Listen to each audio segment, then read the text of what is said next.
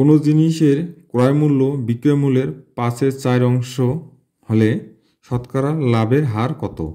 মানে এখানে খেয়াল করবা যে এই টাইপের অঙ্কগুলোতে আমি একটা জিনিসই বলবো, টেকনিক অবলম্বন করবা। যদি লাভ থাকে, লাভ থাকা মানে কি, আমি জিনিসটা 4 টাকায় কিনে 5 টাকায় বিক্রি করছি, তার মানে অর্থাৎ যে সংখ্যাটা ছোট হবে ওটাকে আমরা ধরবো ক্রয় মূল্য, এবং যে সংখ্যাটা বড় হবে সেটাকে ধরবো আমরা বিক্রয় মূল্য।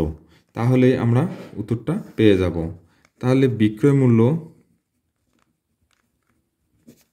কত? 5 টাকা।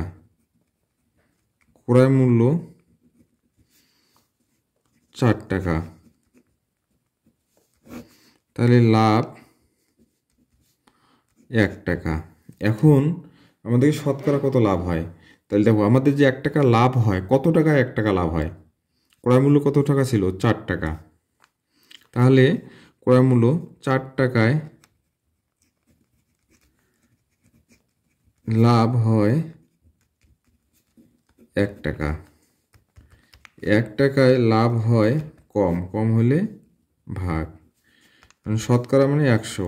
100 টাকায় লাভ হয় বেশি, বেশি হলে উপরে 100, নিচে উপরে 100, নিচে 4, 4 25 100।